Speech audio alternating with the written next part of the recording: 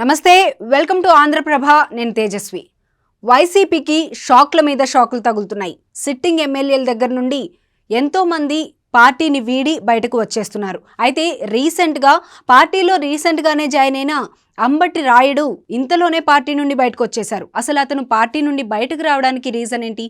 ఒకవైపు క్రికెట్లో ఫేమస్ అయిన అంబటి రాయుడు అక్కడ తనకి అసంతృప్తి ఉండడం చేత తన కెరియర్ని మరొక చోట చూసుకోవాలి అనే ఉద్దేశంతో వైసీపీ ఇన్విటేషన్తోనే అతను వైసీపీ పార్టీలో అయితే చేరడం జరిగింది. మొత్తానికి అయితే అతను గుంటూరుకి సంబంధించిన టికెట్ అనేది ఆశించడం జరిగింది. కానీ దానికి సంబంధించి ప్రస్తుతం మిమ్మల్ని బ్రాండ్ అంబాసిడర్గా మాత్రమే చూస్తున్నాము, టికెట్ ఇవ్వడం అనేది జరగదు అని చెప్పి ఖరాఖండిగా చెప్పింది వైసీపీ ప్రభుత్వం. దీంతో అసంతృప్తి చెందిన అంబటి రాయుడు పార్టీని వీడి బయటకు వచ్చేశారు. అయితే ఇతనితో పాటు ఇంతకంటే ముందే కూడా చాలామంది ఎమ్మెల్యేలు కూడా ఒకరి తర్వాత ఒకరు బయటకు వస్తున్న పరిస్థితి అయితే నెలకొంది.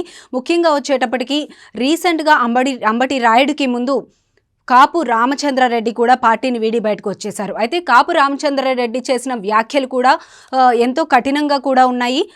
పార్టీకి సంబంధించి నేను ఎన్నో సేవలు చేశానని, అలాగే అటువంటి తనని సర్వే పేరుతో ఈసారి టికెట్ ఇవ్వమని చెప్పడం ఎంతవరకు కరెక్ట్ అని జగన్మోహన్ రెడ్డి నమ్మించి గొంతు కోశారు అని చెప్పి కాపు రామచంద్రారెడ్డి అయితే చెప్పడం జరిగింది. అంతేకాకుండా కాపు రామచంద్రారెడ్డి డైరెక్ట్గా జగన్మోహన్ రెడ్డికి సవాల్ కూడా విసరడం జరిగింది. ఈ పార్టీలో కాకపోయినా సరే నేను ఇండిపెండెంట్గా అయినా సరే పోటీ చేసి గెలిచే సత్తా నాకు ఉంది అని చెప్పి, అలాగే వేరే ఏ పార్టీ అయినా ఇన్వైట్ చేసినా సరే ఆ పార్టీ నుండి కూడా వెళ్ళి గెలిచే సత్తా తమకి ఉంది అని చెప్పి, వేరే పార్టీలోకైనా సరే వెళ్తాము అని చెప్పి ఓపెన్గా కూడా చెప్పారు. మొత్తానికైతే తన భార్య అలాగే అతను రాయదుర్గం అలాగే కళ్యాణదుర్గం నుండి పోటీ చేస్తాము, తప్పకుండా గెలుస్తాము అని చెప్పి, అలాగే మా ఇంట్లోకి వెళ్ళి లైట్లు ఆన్ చేస్తే మొత్తం అన్నీ కూడా జగన్మోహన్ రెడ్డి ఫోటోలే కనిపిస్తాయని, ఆయన్ని దేవుడిగా భావిస్తే ఆయన నమ్మించి గొంతు కోశారు అని చెప్పి కాపు రామచంద్రారెడ్డి అయితే చెప్పడం జరిగింది. క్యాంప్ ఆఫీస్కి పిలిపించి ఉదయం నుండి సాయంత్రం వరకు కూడా అలానే కూర్చోబెట్టి లాస్ట్కి వచ్చేటప్పటికి టికెట్ ఇవ్వడానికి వీలవ్వదు అని చెప్పి, సర్వే అనే పేరుతో టికెట్ అనేది మీకు ఇవ్వడానికి వీలవ్వదు అని చెప్పి చెప్పడం, ఇంతకంటే అవమానం అనేది లేదు అని చాలా కఠినమైన వ్యాఖ్యలు అయితే చేశారు. అలాగే సవాల్ కూడా విసిరారు. తప్పకుండా నేను గెలుస్తాను, అవసరమైతే ఇండిపెండెంట్గా అయినా సరే తప్పకుండా పోటీ చేస్తాను అని అయితే చెప్పడం జరిగింది. ఇక కాపు రామచంద్రారెడ్డి కంటే ముందు ఆళ్ల రామకృష్ణారెడ్డి కూడా పార్టీని వీడి బయటకు రావడం జరిగింది. మొత్తానికైతే ఆళ్ల రామకృష్ణారెడ్డికి కూడా టికెట్ అనేది ఈసారి ఇవ్వడం లేదు అని చెప్పడం జరిగింది. దీనికి సంబంధించి ఇక నేను పార్టీని వీడి బయటకు వెళ్ళిపోతున్నాను అని చెప్పారు. అలానే వైఎస్ షర్మిల ఎక్కడ ఉంటే ఆవిడతో పాటే నేను, నా అడుగుజాడలు ఆవిడతో పాటే ఉంటాయి అని చెప్పి కూడా ఆళ్ల రామకృష్ణారెడ్డి బహిరంగంగానే కూడా చెప్పడం జరిగింది. రీసెంట్గా కూడా ఆళ్ల రామకృష్ణారెడ్డి షర్మిలతో పాటు కలిసి తాడేపల్లి క్యాంప్ ఆఫీస్కి కూడా రావడం జరిగింది.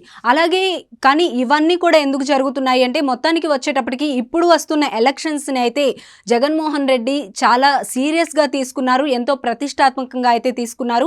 ఒకవైపు తెలంగాణలో జరిగిన ఎలక్షన్స్ అనేవి చూస్తే కనుక అంత స్ట్రాంగ్గా ఉంది అనుకున్న పార్టీయే మొత్తం కూడా రివర్స్ అయిపోయి ఒక నెల రోజుల్లో మొత్తం పొలిటికల్ ఈక్వేషన్స్ అన్నీ కూడా మారిపోయి కాంగ్రెస్ ప్రభుత్వం అనేది తెలంగాణలో రావడం జరిగింది. అయితే ఇది చూసిన తర్వాత తప్పకుండా ఎటువంటి పరిణామాలు అక్కడ జరగకూడదు, మళ్ళీ కూడా వైఎస్ఆర్ పార్టీయే రావాలి అనే ఉద్దేశంతో జగన్మోహన్ రెడ్డి చాలా సీరియస్గా తీసుకున్నారు. ఎవరు ఏమనుకున్నా పర్వాలేదని చెప్పి ఖరాఖండిగా అయితే చెప్పేస్తున్నారు. తప్పకుండా వీళ్ళు గెలుస్తారు అనుకుంటేనే వాళ్ళకి మాత్రమే సీట్ ఇవ్వడం జరుగుతుంది, మిగిలిన వాళ్ళని స్థానచలనమైనా చేస్తున్నారు, లేదంటే కంప్లీట్గా టికెట్ అయితే ఇవ్వము అని చెప్పి ఖరాఖండిగా చెప్తున్నారు. అయినా సరే కొంతమంది వరకు టికెట్ ఆశిస్తూ ఇవ్వమని చెప్పినా సరే ఎంతో కొంత బతిమిలాడితే ఏమైనా ఛాన్స్ ఉంటుంది అనే ఉద్దేశంతో అయితే సీఎంఓ చుట్టూ అయితే తిరుగుతున్న పరిస్థితులు అయితే నెలకొన్నాయి ప్రస్తుతం మనం చూసిన సిచ్యువేషన్స్లో మాత్రం. అలాగే నరసరావుపేటకి సంబంధించిన ఎంపీ లావు శ్రీకృష్ణ దేవరాయలు కూడా ఆయన్ని కూడా పిలిచి ఈసారి నరసరావుపేట నుండి బీసీకి సంబంధించిన వ్యక్తిని నిలబెట్టాలనుకుంటున్నామని, అలాగే అతన్ని గుంటూరు నుండి పోటీ చేయాలి అని చెప్పి చెప్తున్నట్లు కూడా తెలుస్తుంది. కానీ దానికి సంబంధించి ఆయన అయితే ఒక రకంగా అసంతృప్తిగానే ఉన్నారు. నేను నరసరావుపేట నుండే పోటీ చేస్తాను అని చెప్పి ఆయన గట్టిగా అడుగుతున్నట్లుగా కూడా తెలుస్తుంది. కానీ మొత్తానికైతే గుంటూరు నుండి లావు శ్రీకృష్ణదేవరాయలు పోటీ చేయాలి అని చెప్పి అయితే ఫిక్స్ చేసినట్లుగా కూడా తెలుస్తుంది. ఈ విషయంలో ఒక రకంగా ఆయన కూడా అసంతృప్తిగా ఉన్నారు అనే చెప్పాలి. మొత్తానికైతే చూడాలి ఇంకా ఎంతమంది ఎమ్మెల్యేలు ఉంటారు, ఎంతమంది బయటకు వెళ్ళిపోయే సిచ్యువేషన్ ఉంది, ఎవరెవరికి సీట్లు వస్తాయి, ఎవరెవరికి స్థానచలనం జరుగుతుందని ఇప్పటికే చాలా మంది వరకు అయితే ఫిక్స్ అయిపోయింది. First list and second list కూడా రిలీజ్ అయింది, థర్డ్ లిస్ట్ కూడా రిలీజ్ అవ్వబోతుంది. ఇక ముందు మొత్తం 175 సీట్లలో కూడా ఎంతమందికి స్థానచలనం జరుగుతుంది, ఎంతమందిని పక్కనకి వేరే ప్లేసెస్కి పంపిస్తారు అనేది చూడాల్సి ఉంది. మొత్తానికైతే వైఎస్ఆర్సీపీ పార్టీ ఈసారి సర్వేని చాలా గట్టిగా నమ్మి పిన్ టు పిన్ కూడా చూసి ఏ మాత్రం ఓడిపోతారు అనే డౌట్ ఉన్నా సరే వాళ్ళని అక్కడ నుండి మార్చడం కానీ లేదంటే కంప్లీట్గా సీట్ అనేది ఇవ్వకుండా ఉండడం కానీ మాత్రం చాలా సీరియస్గా తీసుకుంటున్నారు. తాడేపల్లి నుండి డైరెక్ట్గా సీఎం జగన్మోహన్ రెడ్డి మీకు ఈసారి సీట్ ఇవ్వడం లేదు అని మాత్రం ఖరాఖండిగా చెప్తున్నారు, ఎటువంటి మొహమాటం లేకుండా. ఎలాగైనా సరే తప్పకుండా గెలవాలి అనే ఉద్దేశంతో ఇంత కఠినమైన నిర్ణయాలు అయితే తీసుకుంటున్నారు. సో మొత్తానికి చూడాలి, షాక్ల మీద షాక్లు అయితే తగులుతూ ఉన్నాయి. ఎంత రసవత్తరంగా మారబోతున్నాయి ఏపీ రాజకీయాలు అలాగే వైఎస్ఆర్సీపీలోని పరిస్థితులు అనేది వేసి చూద్దాం. అంతవరకు చూస్తూనే ఉండండి ఆంధ్రప్రభ.